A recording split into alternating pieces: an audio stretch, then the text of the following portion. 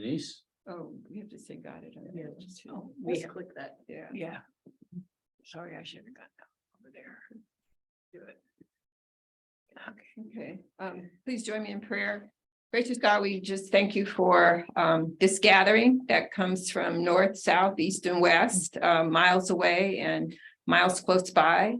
We just thank you for the opportunity to have Jamie Coons with us to pour out the knowledge that she has gained about Montgomery County and the life of Josiah Henson.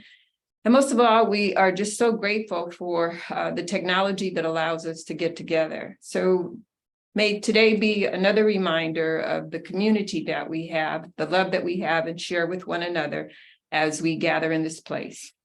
All these things we are grateful for in the name of Christ. Amen. Amen. Amen. Our speaker this morning is Jamie Ferguson from Montgomery Parks, who has a fascinating historical story to tell us and an interesting park to introduce us to that we will be going to in 2 weeks. And I'll turn it over to Rebecca Liu for more introduction. Great, thank you. I'm going to read this because as Steve knows, I was almost an hour late today. I'm not quite, my head is not, it's not screwed on correctly. So rather than forget something, I'm going to read this introduction that I wrote. I have the honor of introducing our speaker today, Jamie Ferguson. Excuse me, I myself. A senior historian with the Montgomery Parks Cultural Resources Stewardship Section and the author of Sharp Flashes of Lightning Come from Black Clouds, The Life of Josiah Henson, a comprehensive and captivating book on the life, time, and challenges of Josiah Henson, who was born into slavery here in Maryland, eventually escaped to Canada, where he established a settlement for fugitive slaves, rose to international prominence, even meeting Queen Victoria, and whose narrative of his own life inspired the character of Uncle Tom of Harriet Beecher Stowe's book, Uncle Tom's Cabin. Today's presentation is the first of a two-part event. This morning, we'll learn about Josiah Henson's life, and on May 21st, as Steve mentioned, after the 10:30 worship service, you're invited to join a group visit to the Josiah Henson Museum, which is on the site of the actual plantation grounds of Isaac Riley, Josiah Henson's master, where Josiah Henson and his family were enslaved, a site that is a mere 4 miles from BHPC on Old Georgetown Road, something I didn't realize after driving by it hundreds of times. Our BHPC group will have a quick sandwich lunch here at the church, drive to the museum, and then have a docent-led tour of the Riley Bolton House and the attached log kitchen. I invite you and encourage you to read about the visit in today's bulletin and sign up, preferably by May 18th for our May 21st visit. One more item before I introduce Jamie. This two-part event, as well as the trip to the National Museum of African American History and Culture in February, grow out of the work of the Bradley Hills Racial Justice Visioning Task Force. As you all may recall, the RJVTF, which is a mouthful, was charged by session with developing a set of goals and recommended next steps for BHPC as a faith community to promote racial justice in our community, in our church, our community, the nation, and the world. The Josiah Henson visit is a two-part event that is an effort to carry out the goals of the Racial Justice Visioning Task Force. And again, I welcome any of you to join the RJVTF meetings, which are held on the first Wednesday of every month at 4 p.m. for just 1 hour. 1 hour. Don't be intimidated. We will not stay on for 3 or 4 hours. So please contact me if you have any interest in joining us. So now let me officially welcome and introduce Jamie. Jamie is the senior historian at the Montgomery Parks Cultural Resources Stewardship Section, and she's been there since 2008. She is completing a doctoral degree in History of American Civilization at the University of Delaware. Her dissertation is entitled Asylum for Jim Crow, African American Mental Hospitals in the Upper South, 1865 through 1965. It's a whole nother adult ed class, I think. Yes, it is. She holds a master's degree in history from James Madison University and a bachelor's degree in history from Radford University. Before her employment at Montgomery Parks, Jamie worked in various capacities at several museums and archives, including the Center for Historic Architecture and Design, Delaware Historical Society, Frontier Cultural Museum of Virginia, Historic St. Mary City, Maryland Archaeological Conservation Laboratory, Monticello, Montpelier, and Virginia's Explore Park. That introduction is an impressive summary of Jamie's professional background, but let me also say that Steve and I had the pleasure of meeting Jamie previously on Zoom, and she is a warm, generous person who has in fact attended Bradley Hills when she lived here in Bethesda, which is a wonderful connection to make, and she still occasionally does Zoom in. So we consider you, Jamie, as part of our Bradley Hills family. So on behalf of Bradley Hills, Jamie, we thank you for taking the time today and for sharing with us your knowledge about this important person in our history. Well, thank you for having me, and thank you for the intro. And I'm glad you prefaced that I'm part of the family. What Rebecca didn't say is I have immense fear of public speaking, and that's why I'm sitting in front of my computer and not at Bradley Hills. And one of the few silver linings of COVID for me is this advance of virtual presence. So you can do presentations from afar, or you can attend church from afar. And I guess I would be in the Bradley Hills northeast. I live in Ellicott City, or is that northwest? I don't know, but I do still occasionally attend church sessions at the church because I love Bradley Hills, and I commend the church for having this racial justice task force. I think that's an amazing thing, and I hope as I go through this talk you'll understand why I say this, but history is really an important part of kind of combating what's going on the ground today. We have to look backwards before we can move forward completely. And so talking about Josiah Henson is an amazing way to do that. So I don't want to keep talking about myself too much, but I'm going to do that because I call it as an icebreaker. It's easier for me to kind of get into the flow of this. So Steve, whenever you want to pull up the PowerPoint, I can dive right into Josiah Henson. And I do want to say this because a friend of mine wrote me this morning and she said, you know, you got this, you're the Henson expert. And as flattered as I am that she would say that to me, I just want to preface that I am not the expert of Josiah Henson. Josiah Henson is the expert of Josiah Henson. I am merely kind of a secondary person who has spent a lot of time studying Josiah Henson, and it's been an amazing journey for someone who goes to college and gets a history degree to be able to spend years of doing research and then ultimately find a medium to put that out to the public is really a rewarding experience. So, and being able to give these talks, and I do want to say that if I stumble, forgive me, but I get very excited talking about Henson. And even as I do have stage fright, I'm also very long-winded. So that's why I'm asking Steve to kind of keep me on task so I don't go overboard with this. But Steve, you can go ahead and move to the next slide. Okay, so I do want to talk a little bit about what I do for Montgomery County Parks. And as Rebecca said, I've been with MNC PPC, which is a mouthful, since 2008. And that's really when cultural resources began here in Montgomery County Parks. And my job within that department is basically research. So anything that has to do with the history of the county comes to me. I guess by default, you can call me the county historian. So anything that has happened on county-owned land, it's my job to understand what took place in the past, who lived there, what's going on. And so I do a lot of research, and I love doing research.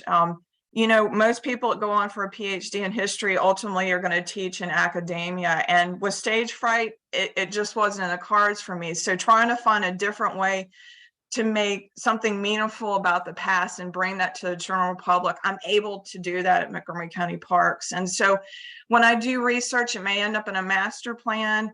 It may end up, as in this case, it might be in exhibits or books in this case, or as you see here, interpretive signage. And this is a brand new sign. I've been working on this with the community at Airlawn, which is not far from your church. In fact, some folks at your church may live in that community.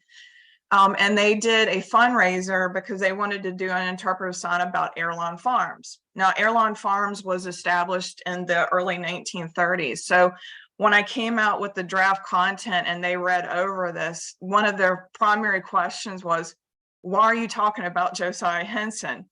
Excellent question, because Josiah Henson was not alive in 1930 and had absolutely nothing to do with airline farms. But there is a reason why I talk about Josiah Henson. And if there is any way I can segue him into a conversation about history in Montgomery County, I'm absolutely going to do that. So people ask, why are you talking about Josiah Henson's interpretive sign? Why are we changing the name of Montrose Parkway to Henson Parkway? Why are we spending thousands of county taxpayer dollars on this museum? And I hope by the time I get talking today, you'll understand why that is happening. And if I don't, and I don't cover everything, I promise you, you will get it when you visit the museum. And so the other thing I just want to say is, if you're not familiar with Henson, don't feel bad. I had no idea who Josiah Henson was until I started working on my PhD. I was hired by the Delaware Historical Society to work on a traveling exhibit on the Underground Railroad.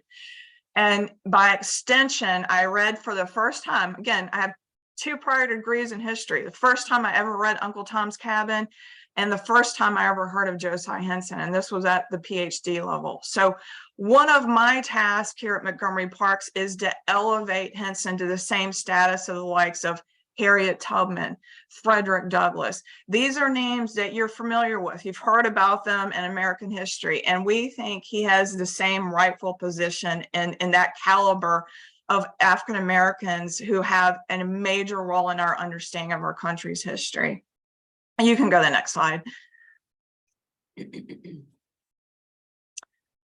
So, you know, Rebecca talked about the meeting Steve and I and her had the other night, and we were talking about what a small world it is. And it made me think, like, I have a small world story. And so I am originally not from Montgomery County, Maryland. I grew up in Franklin County, Virginia. And if you look at the map there, the map that you see there, the county that is circled in yellow, that is Franklin County.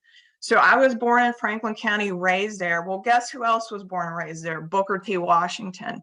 Now, this is an individual that most students who go through American history today are familiar with. And most students, when they learn about Booker T. Washington, they're focusing on his years closer to the 20th century and not as much as his years when he was enslaved. Now, for me in Franklin County, I had a totally different experience. When I grew up through the county system, if you went on a field trip, you were going to Booker T. Washington National Park Service site.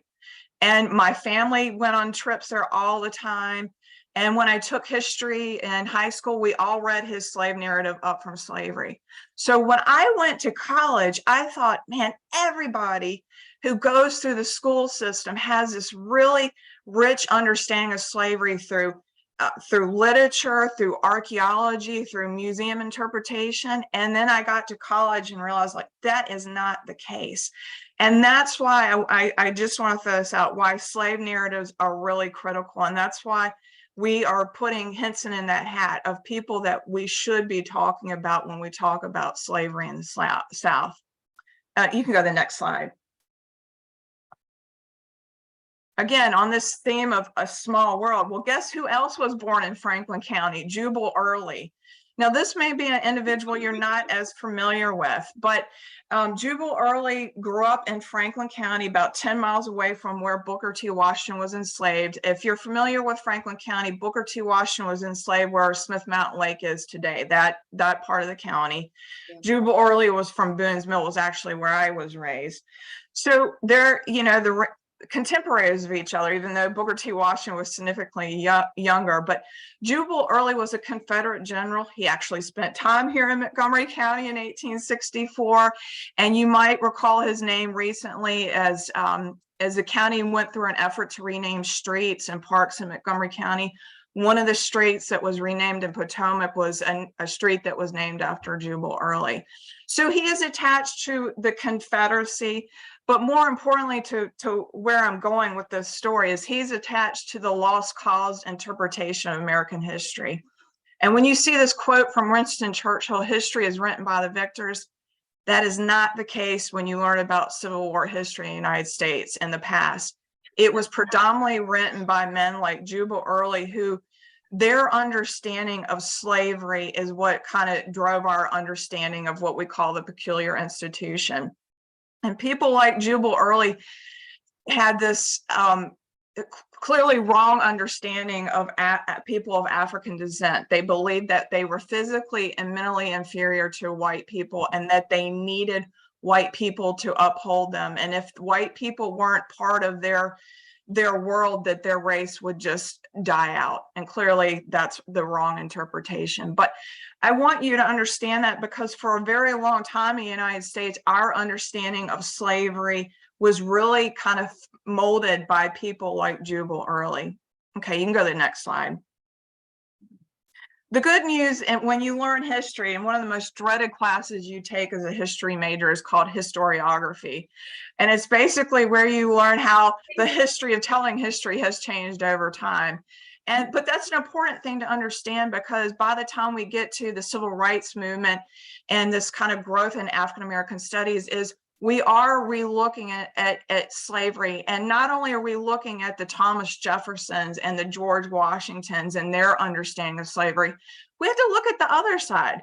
We have to look from the vantage point of the oppressed. And the way that you do that is you can look at slave narratives like Josiah Henson wrote, and you're getting the firsthand experience of what slavery was like for them.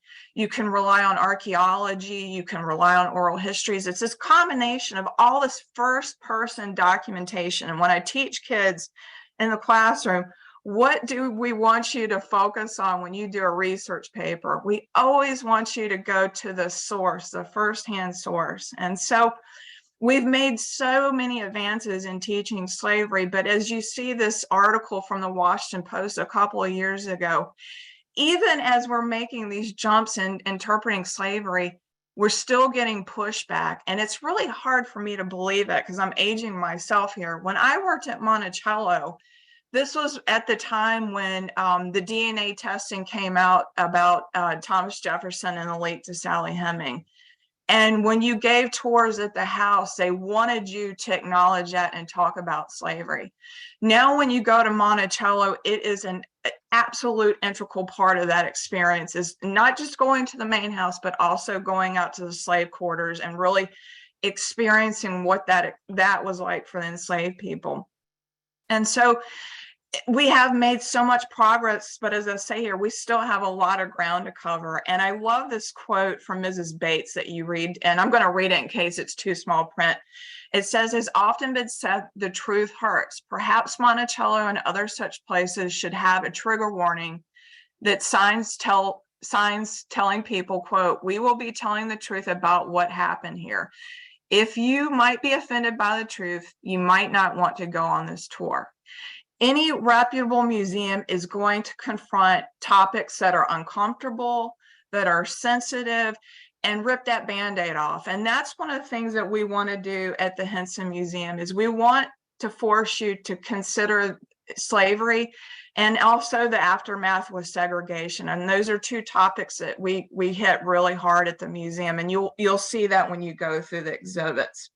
And the truth can be really complicated. And that's how I'm going to segue more to talking about Josiah Henson. So you can go to the next slide.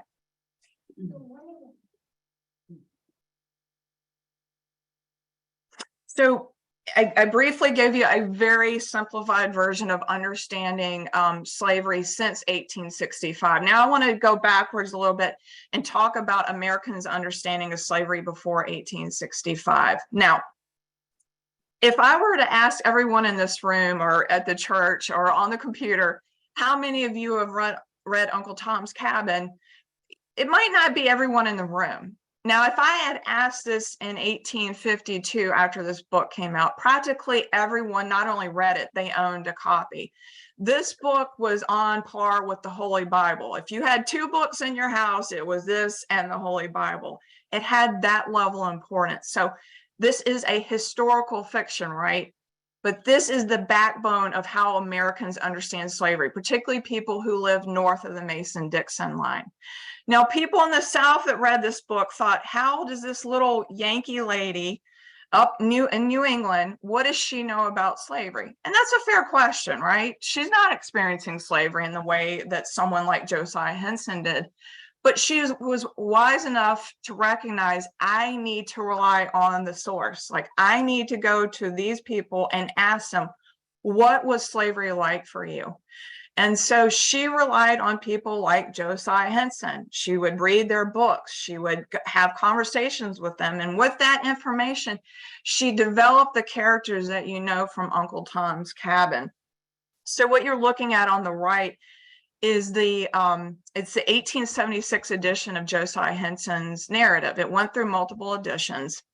And the title changed every time. And so by 1876, the title is Uncle Tom's Story of His Life. And so it's easy to see why it's confusing, that sometimes it's hard to distinguish between Josiah Henson and Uncle Tom.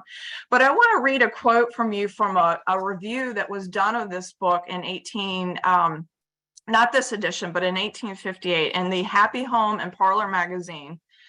This was the review of Henson's narrative. Quote, Father Henson is said to be the veritable Uncle Tom in Mrs. Stowe's Uncle Tom's Cabin. Whether this be so or not, it is a remarkable life. We have read it with as much interest and profit as we did Uncle Tom's Cabin.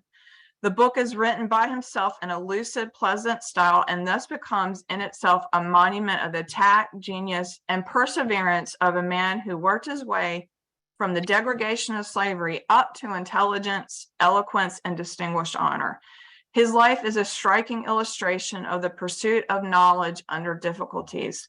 It deserves to be read as widely as Uncle Tom's Cabin, of which he is said to be the remarkable hero, end quote. So that's our job at the museum, is we want to elevate him to that rightful position. And he is a name that has not only local and state implications, but he is so critical to our understanding of American and international history. He's an author, he was an abolitionist, a civil rights leader. And so it's really important to bring his name up when you talk about slavery. And again, when you talk about slavery, we always want to start with the facts. We want to start with primary sources, not fiction.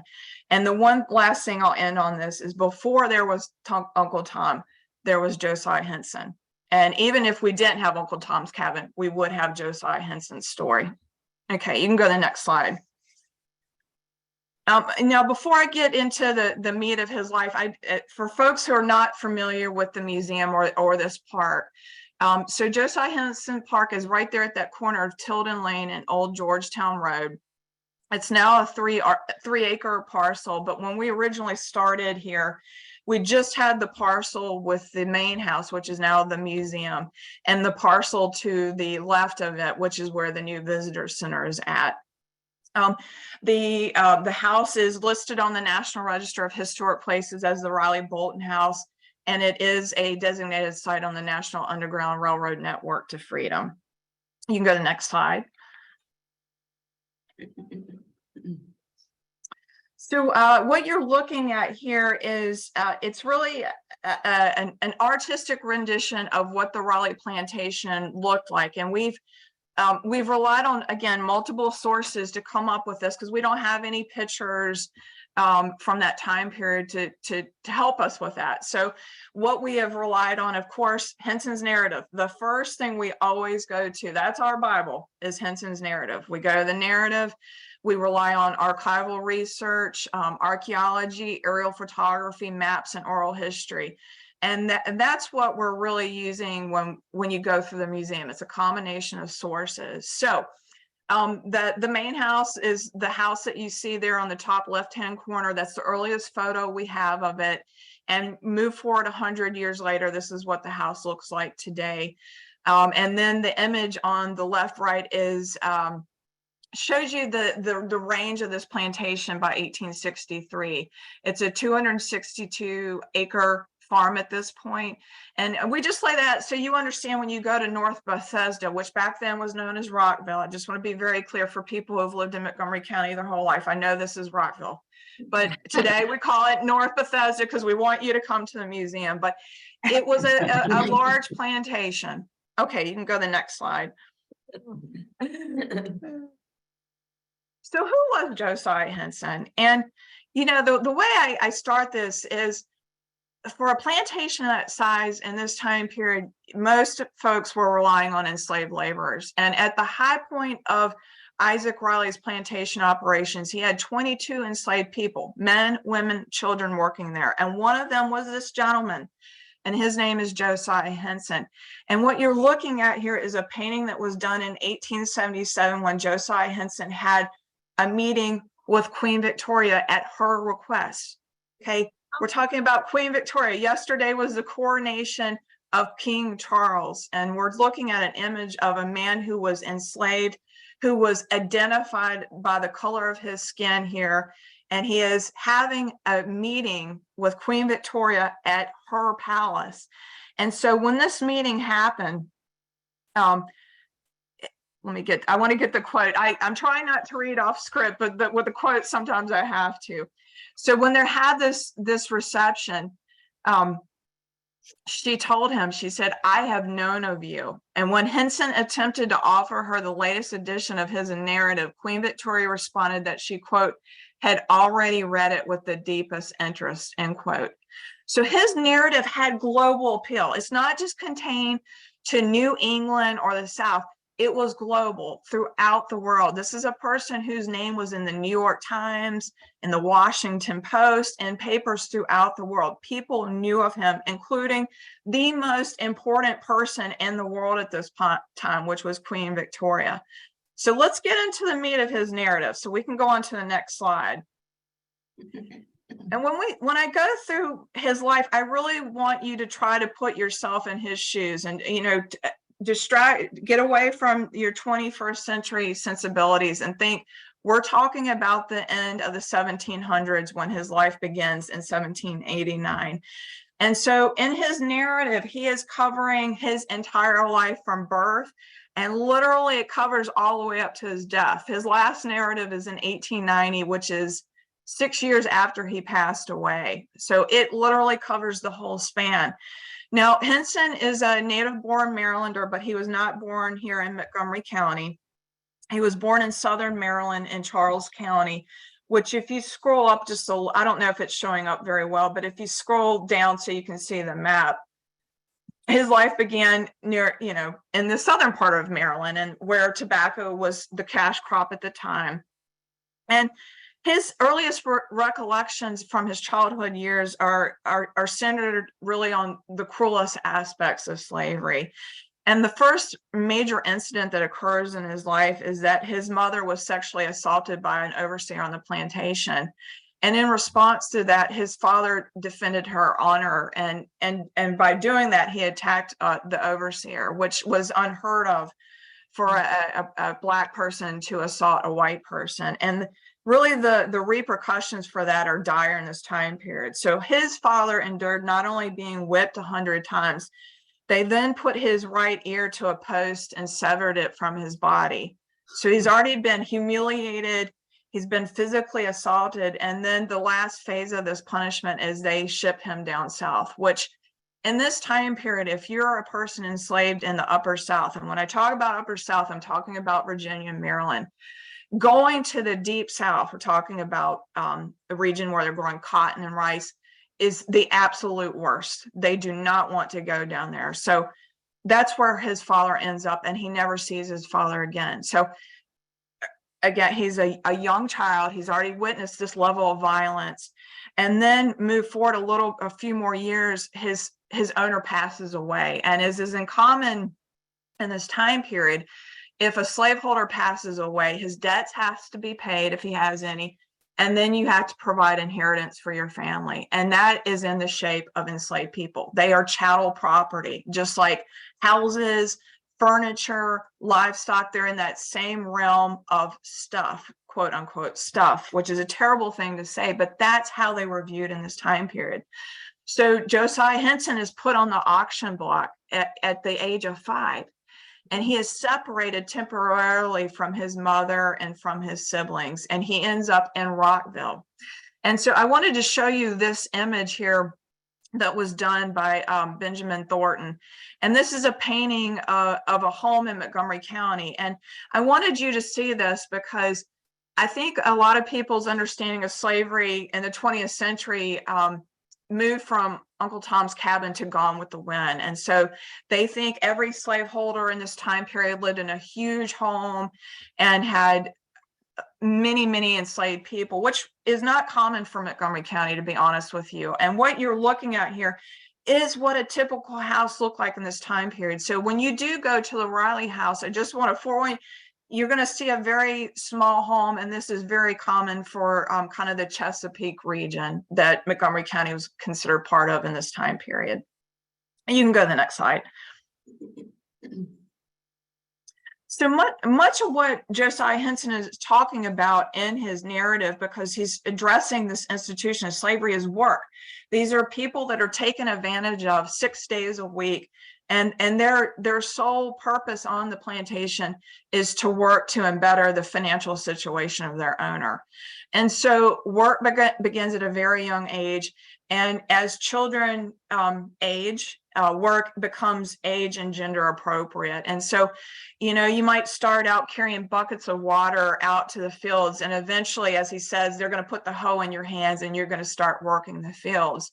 And the thing about Henson is it becomes very clear quickly that he is a really hard worker, and Isaac Riley kind of takes advantage of that. And so he eventually puts Josiah Henson in the position of being the overseer or superintendent, as he says, on the plantation. And with that position, it gives Henson really this kind of unique position where he is able to provide for the enslaved laborers in a way that Isaac Riley is not willing to do. And the image that you see of the food there is to give you an idea of, you know, the typical diet on the plantation is really not sustaining for the caloric intake that you need for the level of labor that they're doing. It doesn't quite meet. So people are constantly hungry. A typical diet at this plantation consisted of cornbread, salted herrings, and whatever vegetables that you grew in your own truck patch near your slave quarter. So Henson takes it upon himself to provide beyond that. And to the right of that is a picture of a typical slave quarter here in Montgomery County. We don't have any photos of what the slave quarters look like on the Riley plantation, but based on the quote that Henson provided, we believe at the high point there were probably between 2 to 3 slave quarters on this plantation. And when you read his narrative, particularly this part, you again, putting yourself in his shoes, you can feel how uncomfortable it was to be enslaved here. They're packing 10 to 12 people into a quarter. You know, cabins are not well built. They're not well heated. They're damp. And when you're in tight corners, there's no privacy, right? And once one person gets sick, then practically everyone else in that cabin gets sick as well. So it's really an uncomfortable circumstance. Okay, you can go to the next slide.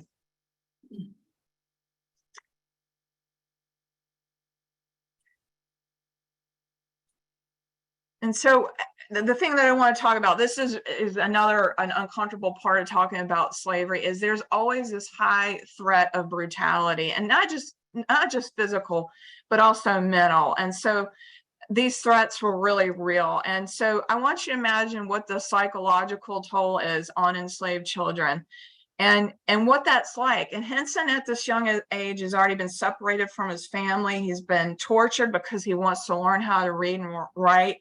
And he's seen his parents both be attacked. So imagine if you're living in this society and you yourself have been violated, which happened to Henson, and there are no repercussions. So Henson was assaulted by a white overseer. He cannot go to court and defend himself because his word has no value against a white person. So nothing was done. Even though Isaac Riley took this overseer to court, the court never had no consequences on the white overseer. So you're living in this constant state of fear, and you can't underestimate the impact that has on your personal health and longevity. Next slide. So Sunday was the one day of rest on the plantation, and I really can't emphasize enough how important spirituality was to Josiah Henson. And that was really his tool of surviving slavery. And he really depended on his faith. And that's really at the core of understanding Josiah Henson. And I know that y'all can all understand that. So his faith really began with his mother. She taught him the Lord's Prayer. And when he became a young man at the age of 18, she asked him to attend a camp meeting event that took place at the Kingar section of Montgomery County. And that's really the first time that Henson hears for the first time that God's love is really unconditional and that the Lord extends forgiveness to everyone. And that includes enslaved people. And so this really impacted him for the rest of his life. It was a turning point for him because he recognizes that this is really the path that he wants to go down to professionally. He wants to become a minister. And so he starts preaching amongst the enslaved people on the Raleigh plantation and eventually will become an ordained minister within the Methodist Episcopal Church. And also at this meeting, this is where he met his wife, Charlotte Stevenson, who was also enslaved in Montgomery County. So as you move forward through his life, you'll understand he really does rely on his moral compass to really help him in making important decisions in his life. You can go to the next slide. Steve, tell me what time do I need to be done, or it should be About 9:15, 10:15. 10:15. Thank you. Okay. That's the end of our session. Okay. All right. Well, so If you want Q&A time earlier. okay. Got it. So what I want to talk about now, as I mentioned earlier, Henson served as an overseer on the plantation. And when you serve in that capacity, it gave him a little more latitude than most enslaved people would have experienced on the plantation. So part of his responsibility was taking items that were raised on the plantation from Bethesda or Rockville to Georgetown. And so by making that type of travel, he needed a slave class to do that legally. So Henson is accustomed to making journeys on his own. But by 1825, Isaac Raleigh pulls him aside and says, I have a new task for you. And it was one that he was not completely prepared for. Now, he knew that Isaac Raleigh was going through some financial issues, some legal issues. But when Isaac Raleigh set him down, he said, I think I want you to take all the enslaved people from Rockville and I want you to go all the way to Daviess County, Kentucky, where my brother lives. Now, I want you to imagine if you're an enslaved person, your owner comes up to you and says, I want you to take full responsibility in walking people through Virginia and cross into Ohio and then make your way to Kentucky all on your own. I'm not coming with you. And you know, there's really no choice for Josiah Henson. He knows he has to do this. If he wants to keep his family intact, he needs to make this journey. And so in February, he makes this long journey with most, I want to say most enslaved people. Not everyone went, including his mother. She stayed behind. But he took most enslaved people with him. And again, they're making their way through Virginia. West Virginia does not exist at this time period. So when you look at West Virginia, this map, just remember that's still Virginia. And when they get to number 4 on this map, that's Cincinnati, Ohio, you are straddling the Mason-Dixon line. Your foot on one side is in free territory, the other foot is in slave territory. And he comes across a large free Black community. And they basically question him, why are you doing this? Why do you feel this need to keep moving forward? You guys can just run and you will be free. You will be your own master. And this is where his faith and his moral compass drive his decision making. And he wants to obtain his freedom honestly. And he, in his mind at that point, that does not mean running away. That's not the answer to him. So he is determined that he is going to follow through with his task at hand. And later in life, he recognizes this is one of the greatest regrets of his life, because ultimately, all the enslaved people that made that trip with him, who were loyal to him and continued on to Kentucky, they were all eventually sold to a plantation in Vicksburg, Mississippi. Again, your greatest fear, if you're an enslaved person in the upper South is ending up in the deep South. And that's what happened to these enslaved people. This So you is, can go that. this is the origin of the phrase being sold down the river. Exactly. Actually, and we'll get more to that in just a moment. So you can go to the next slide. Wow. So, you know, the financial position of Isaac Riley continues to deteriorate. He loses a lot of legal battles. And so that is why these enslaved people are ultimately sold. But he did not sell Henson and his family. He knew Henson was valuable and he wanted to keep him. So he asked for Henson to come back to Montgomery County in 1828. And as Henson does that, he becomes as he makes his journey back, he has become an ordained minister and he accumulates the money with the goal of buying his freedom. He knows this is his opportunity. His owner needs money. And so he's in a position where he has leverage. I want my freedom. You need money. Let's shake hands and make a deal. And that's what happens. At least that's what he thinks. So he negotiates a deal with Isaac Riley and he agrees to pay him $350 for his freedom papers. $350 is a lot of money in this time period, particularly for an enslaved person. Think about how long and how hard it was to accumulate that money. So he thinks he's made this deal, but in fact, Riley had no intention of really setting Josiah free. He convinced Josiah to wrap his manumission papers in with letters that Isaac Riley would seal with his official seal and address them to his brother Amos. Amos is the one that lives in Kentucky. Meanwhile, as Henson is traveling back to Kentucky, Amos learned that Isaac expected Josiah to pay an additional $650 to receive his freedom.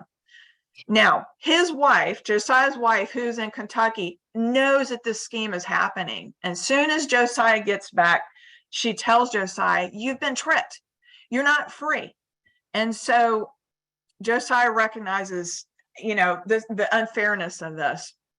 And so he tells, when Amos Riley approaches him and says, I need those bundle of letters that my brother has, Josiah Henson, which it seems like one of the few times that he actually lies, he does lie to Amos Riley and he says, I've lost the papers, when in fact he kept them.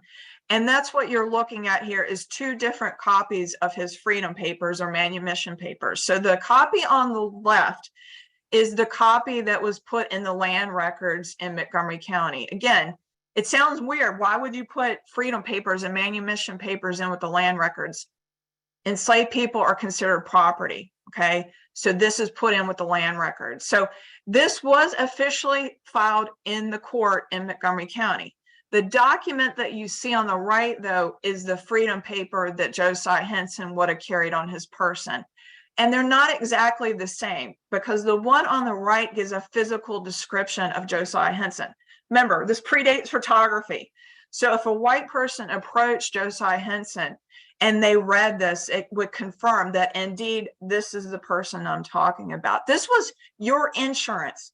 You had to have this thing on you at all times. And so when Amos Riley said, hand me those papers, he lied about this. And then he had eventually his wife sewed this document into his pants so he would have them on his body.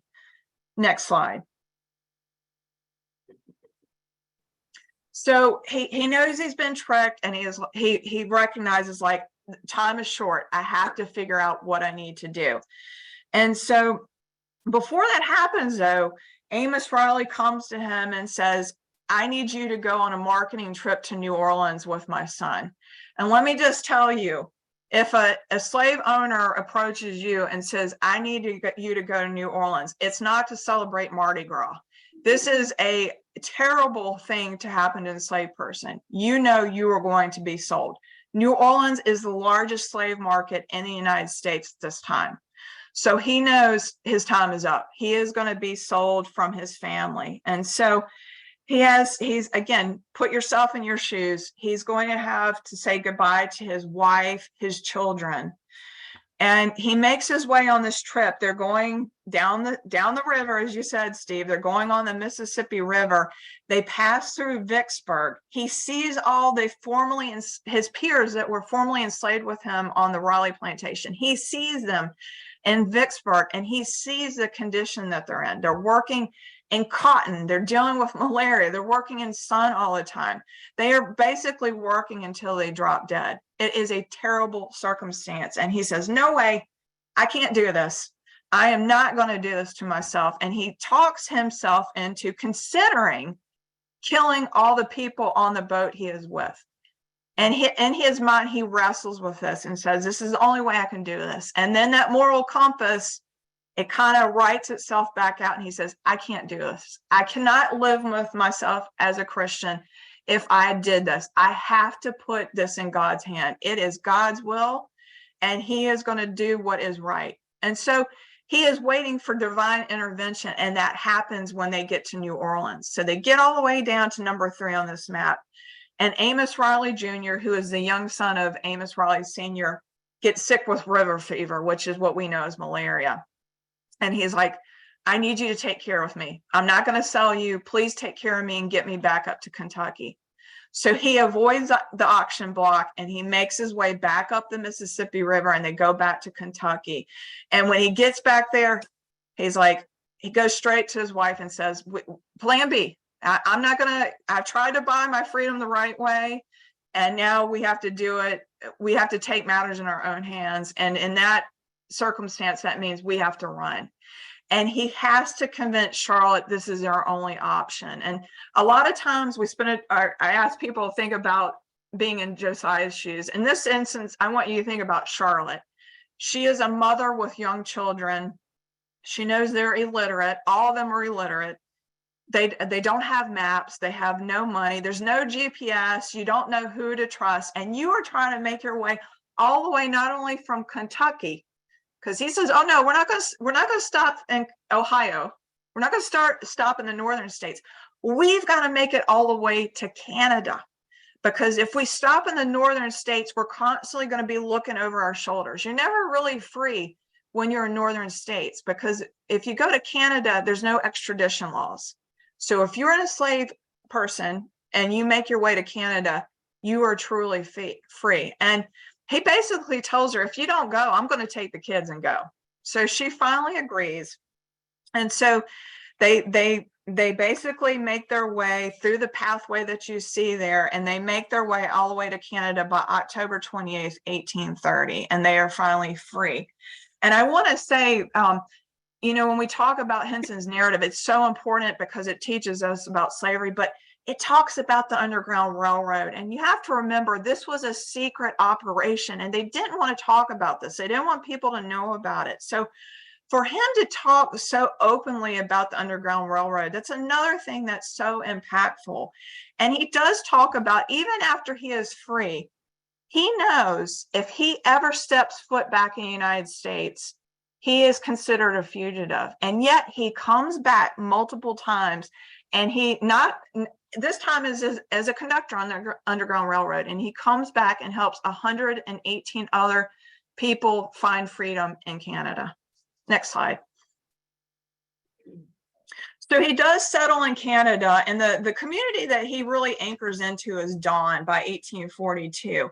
And what you're looking at here is a photo of his house that he built and the church that he established. So again, his profession in this time period, he is a preacher, and he also operates a sawmill, which is the image down at the bottom. That's not the mill he operated, but I just wanted to give you a visual so you would see what a sawmill looked like. But as I noted earlier, he is illiterate. And so even though he is illiterate, he eventually does learn how to read and write by the time he's age 50. But he recognizes for these people to really feel part of the community, become their own masters, as the saying goes, is they need to have trades and they need to gain an education. So one of the things that he does is by 1842 is he establishes the British American Institution. And it's a school where they focus on instruction, where they talk about gender appropriate trades. So when earlier I was talking about Booker T. Washington, one of the things we always talk about with him is this industrial education that he promoted at Tuskegee. Well, the idea behind that really did start with Josiah Henson here in Canada. Next slide. So even though Josiah Henson is now living at this point in Canada, he never really forgets about what is going on in the United States. And you got to remember, his brother is still enslaved in Rockville. So he's trying to figure out a way, how can I get my brother back? And how can I help the larger enslaved community back in the United States? And so he basically thinks the best way I can help them is to work on this narrative. And so he approaches the Boston Anti-Slavery Society and talks about this concept, like, can you help me write this narrative? And so, and by doing that, he really does awaken Americans, particularly people up north, to really the plight of what it's like to be enslaved. And again, his vantage point is those that are enslaved in the upper South. But it does help people up north understand how bad the peculiar institution is.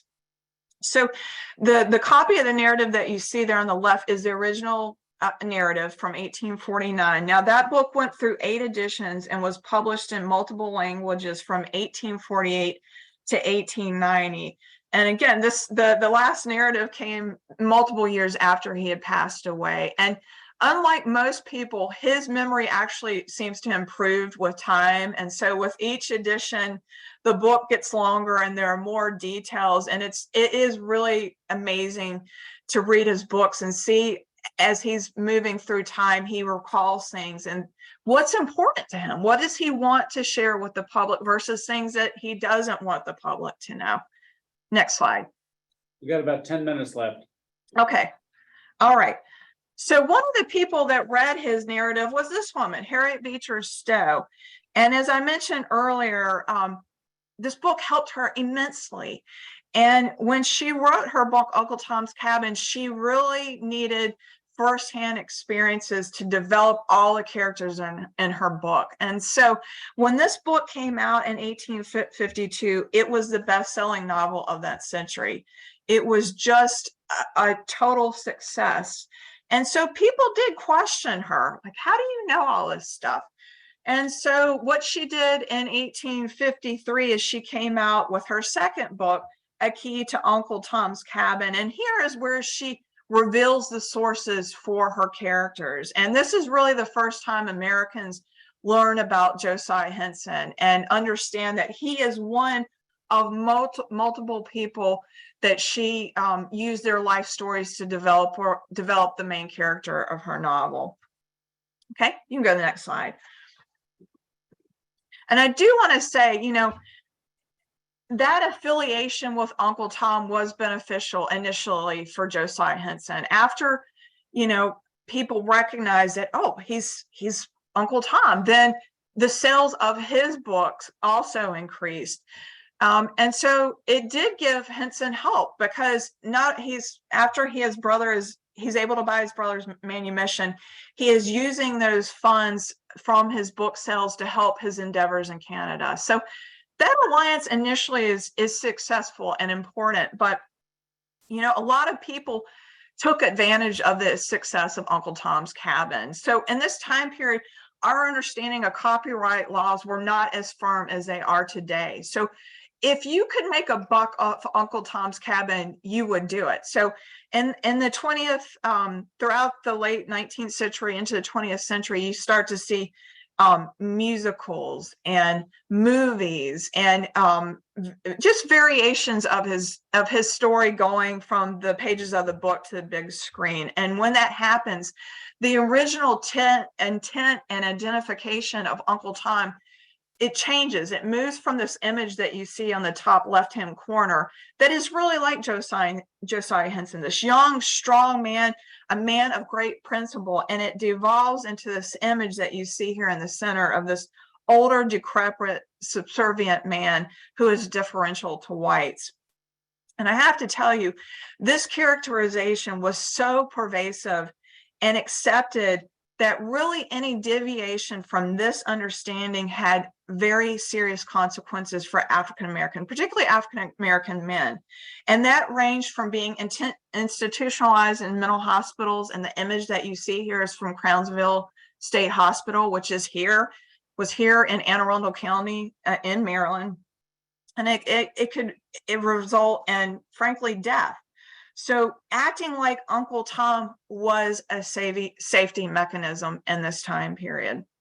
Now, while Henson may have initially saw the benefits of the association with Uncle Tom, because he did live a long life and he saw kind of, again, this de-evolution of what we know of Uncle Tom, he really wanted to start distancing himself from Uncle Tom. And let me read you a direct quote from him. Quote, "Now allow me to say that my name is not Tom and never was Tom, and that I do not want to have any other name inserted in the newspapers for me other than my own. My name is Josiah Henson, always was and always will be. They have forgotten that Mrs. Stowe's Uncle Tom's Cabin is a novel." Next slide. Still, I mean, I just have to be very clear that affiliation with Uncle Tom gave him international notoriety. And he was a celebrity. I cannot stress that enough. This was someone who was known throughout the world. And before he was even a celebrity, you know, he had an amazing life. So what you're looking at here on the image on the left is from the Crystal Palace, or the Great Industrial Exhibit, in 1851. And Josiah Henson was there. And he was there to show off the products that he made at his sawmill. And that was the first time that he actually saw Queen Victoria in person. And then you fast forward 25 years later, he is at her castle having tea with her. And when he was there, the image that you see of Queen Victoria in the gold frame was something that she presented him and that he kept for the rest of his life. And then we fast forward to 2011 to the image that you see below. And this was when President Barack Obama, who was our first African-American to be elected as commander-in-chief, him and his wife, Michelle, were invited to meet with not Queen Victoria, the late Queen Elizabeth, at Buckingham Palace. And she had her archival staff pull out materials that she thought would interest the president. And what do you think they pulled out? They pulled out her journal, Queen Victoria's journal, and flipped it to the page where she talks about her reception she had with Josiah Henson meeting Uncle Tom. Next slide. So after that visit in 1877 with Queen Victoria, he comes back to the United States for the last time. And where does he stop? The White House. Of course, he goes to the White House and he has a meeting with, at that time, it was President Rutherford Hayes. Now, as was social etiquette in this time period, you had to have a letter of introduction. Well, guess who provided that letter? The letter that you see in the letter was authored by Frederick Douglass. And in that letter, he identifies Josiah Henson as Uncle Tom. So after the visit at the White House, he decides, you know what, I'm going to go back to the Raleigh farm, see what's going on there. And it looks like nothing like he remembers from his youth. And it is in complete disrepair. And at that point, Isaac Riley has been long gone. He died in 1850, but his wife Matilda is still alive. So Josiah Henson goes to the door, he knocks on it. She comes to the door, and it takes her a while to recall who this gentleman is at the door. And once she remembers, she sees that he's doing okay for himself. And she says, well, what can you do for me? And so, being the upstanding gentleman that he is, he helps her. So she is in financial straits, and she says, can you help me? I need to remember details of when Isaac served in the War of 1812 so that she can get veterans pension. He literally gives her every answer she needs to fill out that application so she's able to draw off her husband's pension as a veteran from the War of 1812. That's the type of person Josiah Henson was. Next slide. So after this visit, he goes back to Canada, and that's where he remains for the rest of his life. He passed away in 1883. His greatest legacy, no doubt, he would tell you that, is his family. He had a large family, and you know, his family has been so critical in developing the museum. I can't say that enough. And they come do their family reunion every other year at the property. And that picture that you see in there is the last visit that they had at our site. But even after Henson died, they worked really hard to keep his name in the spotlight, as they should have. They made his tomb that you see there a destination in Canada. And as I noted, they've had a really huge role in making our museum what it is today. Next slide. So just real briefly, if I have time, I just want to just give you a quick understanding of what you'll see at the site. So the museum, for me, the work on it started in 2008.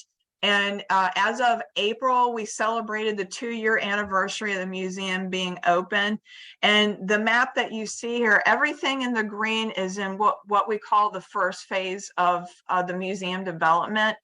Eventually, we'll be able to add things, but the funding that came from the county, which we're so appreciative for, and from the state, was really for the efforts of phase 1. So that's largely been concentrated in rehabbing the historic house and putting the exhibits in there and building the new visitor center. And I'm thrilled that part of your effort to learn about Josiah includes going to the museum. Next slide. So if you've never been to the museum, I just want to caution you, it's very small. Okay, again, this is not you know, a palatial mansion. It's a very small home, and it's a lot to cover in a very small space. And by doing that, this is not a traditional house museum. You're not going to see furniture and artifacts everywhere. We really wanted to emphasize Josiah Henson's words and emphasize his life. So when you go there, you're not going to see a lot of text driven by historians like me. It's really, the emphasis is his words, with a combination with imagery that we felt is emotionally compelling. And you got to remember, our primary target audience is children. And the easiest way to get them into it is to focus on their eye first, get them into that image, make it easy for them to understand, and then you bring in the text and the words. So I just want to throw that out. It is focused at children, but we know if an 8-year-old can appreciate the story, then an 80-year-old could. Okay, next slide. And we have exhibits that are kind of broken into 3 categories. And as I went through this presentation, I've kind of peppered it with a few of the exhibits that we call the Henson voice. And the approach we took with that is this kind of graphic novel approach, which is very popular with young children. And that's why we went with that. Again, we want to immediately capture their attention, get them sucked into this topic. Panels will have artifacts, they will have archival records, but the meat of it is Henson's words. Every panel is going to have his quotes, and we want you to walk away reading those quotes. And I want to give credit to Prown. That's the exhibit design firm that we hired to work on this project. Their specialty is African American museums, and they did a wonderful job. And I hope you will say that too when you leave on your visit. We also have exhibits in what we call kind of the Parks voice over here on the top left-hand corner. And that's more of a traditional approach, which you would, commonly see at museums, where it does sound more like a historian. And we look at the sources that we use to better understand the community, all the communities at this plantation. And then at the bottom is what we call these architectural sidebars, because we know there are people that come to the house, they don't want to understand what it looked like when Josiah Henson was enslaved here. And so the house has evolved over time. I'm not going to go into that, but you will learn about that when you go to the museum. Next slide. And lastly, I do want to make note, as I noted earlier, there at the high point, there were 22 enslaved people, of which Henson was one of them. So we want you to, of course, learn about Josiah Henson, but we also want you to know about the other enslaved people who were here and what their experience was like. And the way that we do that is we rely heavily on archaeology, oral history, and archival documents. And the two that I do want to point out, and I know you can't read them well, but they are at the museum, so you will get to see them. The one on the lower left-hand corner is the slave census of 1867. And this occurred after the Civil War, when slaveholders, they wanted to get compensation for enslaved people. They had to submit to the census. So Matilda Riley had her son complete this, and these were all the enslaved people who were still residing at the plantation in 1864. So it gives their name, their age, their health status. That's really important. We're getting names of some of the other people that were here. And then to the right is from the family Bible of the Isaac Riley family. And this is, as was common in this time period, people would put births, deaths, marriages in their Holy Bible. So this is the back of Riley's Bible, and it does identify the names of enslaved people who were born and died on the plantation. Okay, and last slide. So I do want to close, and I usually ask children, figure out what lessons from Henson's life are most important to you, and really sit with that. And the last thing I also do, really important, is if you have never read Josiah Henson's narrative, you can go to this website. This is called Documenting the American Self. It's administered by the University of North Carolina at Chapel Hill. You can go to this website 24/7 and get free access to 3 different editions of Henson's narrative. If you take anything away from my talk, Henson is the expert of Henson. So go straight to his narrative, start there first. And then if you want to read Uncle Tom's Cabin, I encourage you to do that as well. If you want to get a copy of my book from the library and read it, do that as well. But always start with Henson. Always start with Henson. So on that note, I will end, and hopefully I can answer a few questions before you head into church. And I'm sorry I went over. Wow. Wow. Yeah. Yeah. All right. I hope you're excited about Henson. I hope that's a good indicator that you're excited about going to a museum. Here's the book. This is Jamie's book.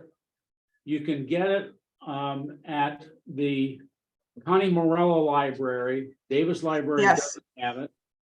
A couple of other branches of Montgomery County Public Libraries have it.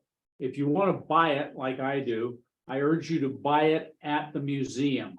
Yeah. Because then a portion of the proceeds go to the park system. Yes, all the proceeds go back to the museum. And I know Rebecca told me she felt bad they messed up the name of the book and the announcement going out, which in her defense, it's a mouthful, but I picked that quote intentionally because that is a Henson quote. And again, we always want to put primary emphasis on his words. So that's why that title is from his narrative. So I encourage you to read that section because that's where he talks about education and wanting to learn to read and write. And that's such an important foundation for him as well. Christianity and education, they're both fundamental kind of rocks in his life. Sharp flashes of lightning come from black clouds is the title. Yes. And there are multiple copies in the county library system. Don't tell anyone I told you that. I encourage people to check it out. You don't have, but if you do, thank you in advance because it will help the museum. We have a chief librarian right here. That's right. Yeah. Yeah. I was reminded, Jamie, as you were going through here, of how broad the appeal of Uncle Tom's Cabin was. It made it to Siam. You might recall in the movie The King and I, there's a play within a play Oh, I think so. about one of the characters Yeah. seeking her freedom, Yeah. like Uncle Tom. Oh, that's right. Well, you know, two things that reminds me of. First of all, when you go to the museum, one of the exhibits we have, I know a minute ago I said we're not a traditional house museum, but one of the few pieces of furniture we do have is a display case where we have multiple copies of Uncle Tom's Cabin in different languages. And I remember when we first started working on the museum, you know, we really had to lobby for every penny we got. I mean, we really, it's easy now looking back in hindsight because his story sells himself, but we needed the public to support us. And I can't tell you how many people went before the planning board and the county council and talked about their experiences growing up in Russia or in another foreign country and how they relate to Henson and Uncle Tom because in their own way, they went through these trials and tribulations that made them stronger people. And that's part of the appeal is, I know for me as a Christian, I always try to throttle back when I think, you know, man, this hurdle that I'm going through is so hard. And it seems so minuscule when you look at Henson's life and what he had to go through and how you can rise above those challenges. And he did that because he trusted God. And you know, when I ask kids what lesson in Henson's life do you relate to the most, that's for me as him being a Christian. I admire him so much, and his perseverance and his complete faith that God was always the answer. This is such an incredibly powerful demonstration of the power of a Christian faith. Absolutely. Yeah. Absolutely. So I have a short question and then information about the Bradley Hills tour going to the museum. And my first question is more about are there records and information available that indicates what his sermons were about, anything about his ministry work. And then the information to the Bradley Hills folks is that when you do go to the museum, and certainly the book is really chock full of information, but the museum also has information on ongoing opportunities to engage. And they have like speaker series and Foodie Fridays to archaeological dig information. So there's a lot of good resources there that we could continue beyond just going to the museum and visiting. And we love volunteers. I'm just going to throw that out there. We love volunteers. So if you're excited by a story or moved by it, we love to have helping hands there. But that is an excellent question about Henson and his religious teaching. So when Henson was ordained, remember he was still technically enslaved at that time period, and he was illiterate. So, you know, what we know about his teachings is again, it's in his narrative, but most of what he preached was really from memory. And he talked about that. He would listen to other ministers give their lectures, and he I would say took from those and kind of developed his own kind of repository of things that he wanted to talk about. But talking about museums, the other thing I want to point out is we do have a sister museum in Canada. If any of you have the opportunity to go to Dresden, they have the Uncle Tom's Cabin Museum there, which they have renamed, and the name escapes me. It just happened this past year, so I apologize. The memory's not holding up on that one, but they may have more of what he used when he preached at that particular institution. But what he actually did in the United States, this predates his ability to read and write. So everything is memory recall, which is amazing to me. It really is. And I have to tell you, every time I hear Pastor Steve talk, I think it is a gift from God when you are able to get in front of that many people and never look at a piece of paper. And I am amazed by people in divinity. I mean, it is truly a gift from God to have that kind of recall. Thank you very much. Thank you so All right. much. Wow. Thank you so much, Jamie. We're looking forward to you finishing your dissertation. Oh, me too. And Say a prayer for me. And we hope that you'll get over your fear of public speaking so that you can come back and talk about that topic as well. Yeah. Oh, your Thank you speaking for was having me. lovely. We'll be in touch. Well, thank you again. And I also want to say, I thank you for the prayers the church has sent me for my father passing. Thank you for that as well. Nice. Thank you again, Jamie. Thank you. Appreciate Enjoy your visit. You're gonna enjoy it. Wow. All right. Thank you. Our docent for that tour, we think, is going to be Nancy Hawkins. For those of you who participate in the Open Nesters group, she is one of the driving forces in that group.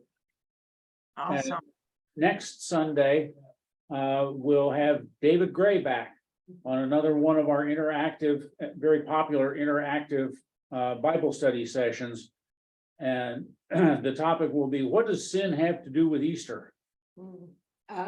So watch the bulletins on Tuesday and Friday for specific scripture passages that he will be discussing.